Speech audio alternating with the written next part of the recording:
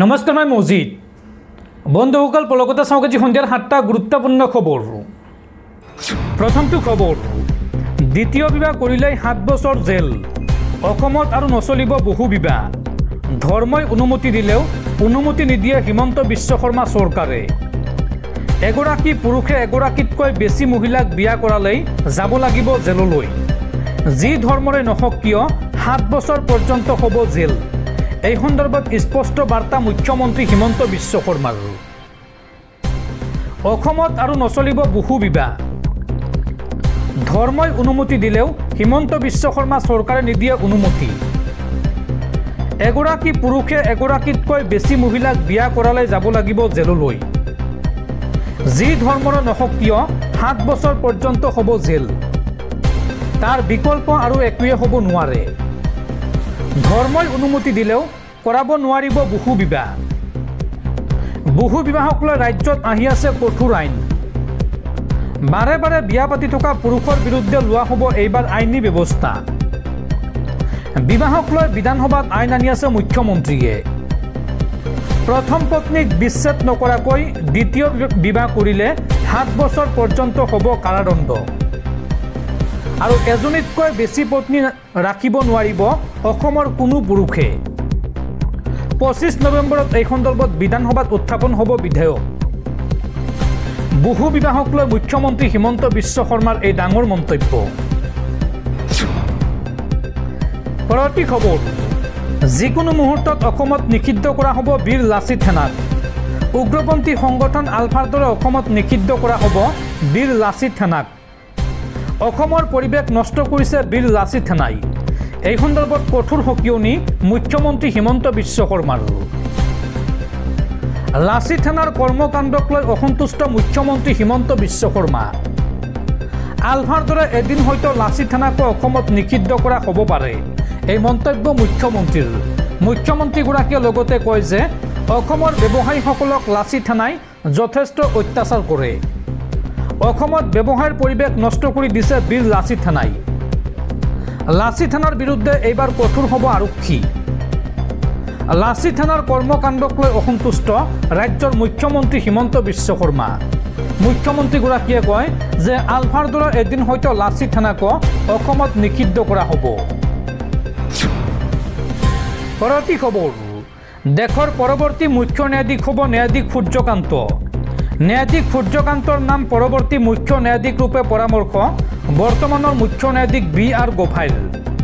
অহা 23 নৱেম্বৰত দেশৰ 53 সংখ্যক মুখ্য ন্যায়াধীশ ৰূপে দায়িত্ব গ্ৰহণ কৰিব জাষ্টিছ সূৰ্যকান্তই।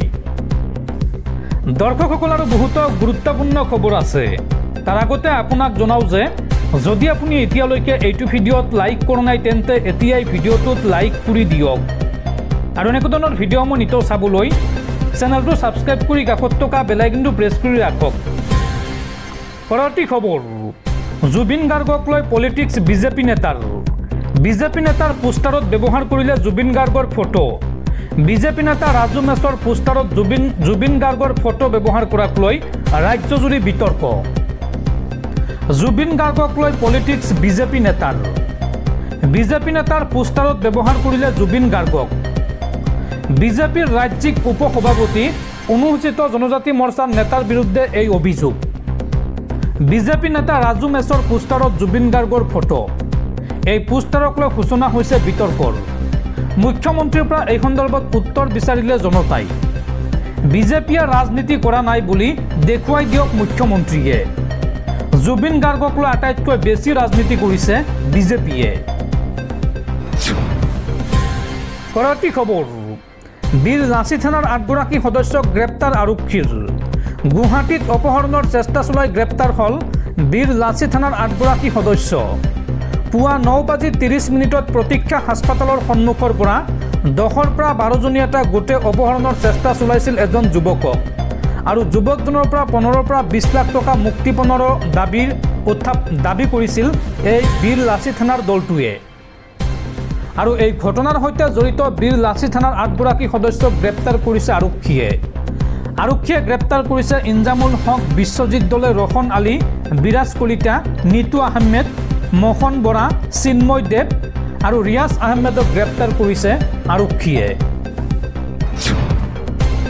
পৰৱৰ্তী খবৰ ৰাজ্যত আৰম্ভ হ'ল নিযুত মইনা আঁচনি 2.0 মুখ্যমন্ত্ৰী হিমন্ত বিশ্ব শৰ্মাই আজি শুভাৰম্ভণি কৰিলে নিযুত মইনা 2.0 আৰু এই আঁচনিৰ অধীনত একাদশ শ্ৰেণীৰ ছাত্ৰীয়ে আগন্তুক 10 মাহলৈকে লাভ কৰিব 1000কৈ টকা স্নাতক প্ৰথম বৰ্ষৰ ছাত্ৰীয়ে আগন্তুক 10 মাহলৈকে লাভ কৰিব 1250 টকাকৈ আৰু স্নাতকোত্তৰ প্ৰথম বৰ্ষৰ ছাত্ৰীয়ে লাভ কৰিব 2500 টকাকৈ নিযুত মইনা 2.0 শুভাৰম্ভণি অনুষ্ঠানত চেক বিতৰণ কৰি এই মন্তব্য ৰাজ্যৰ মুখ্যমন্ত্ৰী হিমন্ত বিশ্ব শৰ্মাৰ।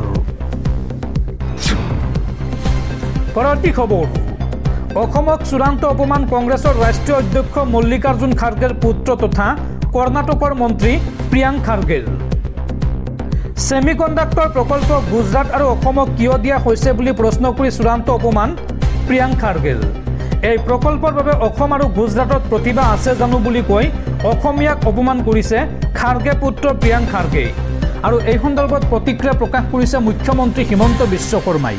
মুখ্যমন্ত্ৰী হিমন্ত বিশ্ব শৰ্মাই এই সন্দৰ্ভত প্ৰিয়াংক খাৰ্গেক ফাৰ্ষ্ট ক্লাছ ইডিয়ট আখ্যা দিছে। কংগ্ৰেছৰ অধ্যক্ষ মল্লিকাৰ্জুন খাৰ্গেৰ পুত্ৰ প্ৰিয়াংক খাৰ্গেক ফাৰ্ষ্ট ক্লাছ ইডিয়ট আখ্যা দিছে মুখ্যমন্ত্ৰীয়ে। পৰৱৰ্তী খবৰ ভাৰতত আইনৰ শাসন চলিব বুলডোজাৰৰ নহয় আইনৰ শাসনত বুলডোজাৰৰ কোনো স্থান নাই বুলডোজাৰ চলোৱাক লৈ ডাঙৰ মন্তব্য দেশৰ মুখ্য ন্যায়াধীশৰ।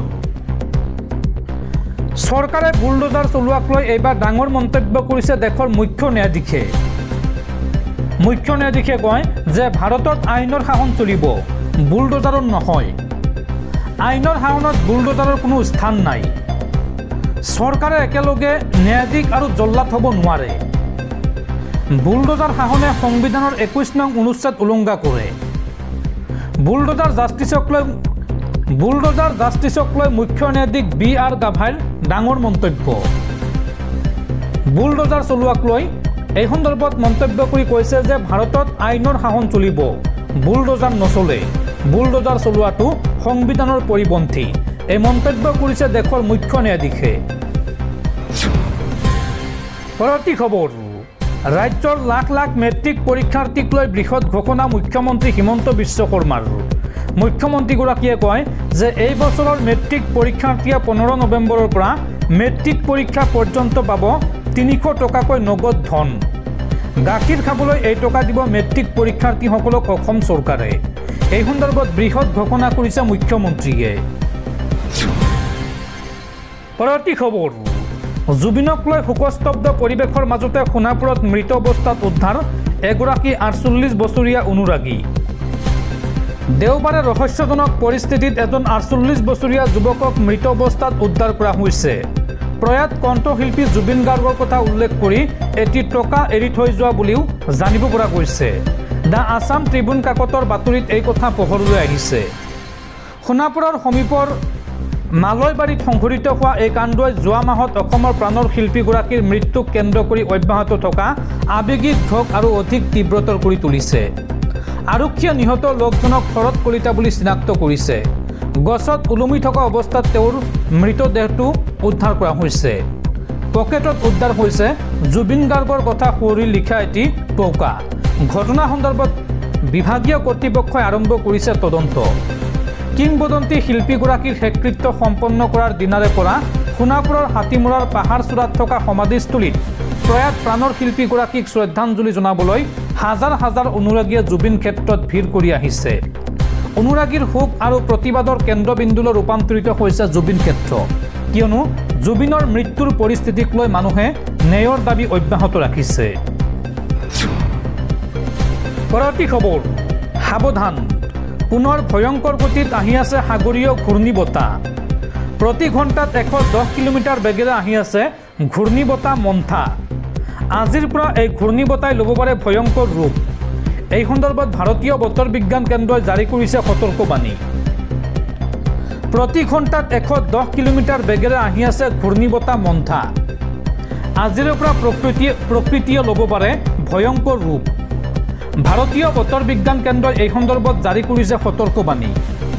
27 পৰা 29 অক্টোবৰ পৰ্যন্ত প্ৰচণ্ড ধুমুহা আৰু বৰষুণৰ আগজাননী বতৰ বিজ্ঞান কেন্দ্ৰৰ। উড়িষ্যা, অন্ধ্ৰপ্ৰদেশ, পশ্চিমবংগত পৰিব পাৰে এই ঘূৰ্ণীবতাহ মন্থাৰ ভয়ংকৰ প্ৰভাৱ। লগতে উত্তৰ পূৰ্বাঞ্চলতো কিছু পৰিমাণে এই ঘূৰ্ণীবতাহৰ প্ৰভাৱ পৰাৰ সম্ভাৱনা আছে। অসমৰ লগতে উত্তৰ পূবকো জোকাৰি যাব পাৰে এই ঘূৰ্ণীবতাহে। অন্ধ্ৰপ্ৰদেশত এই সন্দৰ্ভত 3 দিনীয়াকৈ বন্ধ ঘোষণা কৰিছে প্ৰশাসনে। অন্ধ্ৰপ্ৰদেশৰ প্ৰান্তে প্ৰান্তে স্কুল বন্ধ ঘোষণা কৰিছে জিলা প্ৰশাসনে।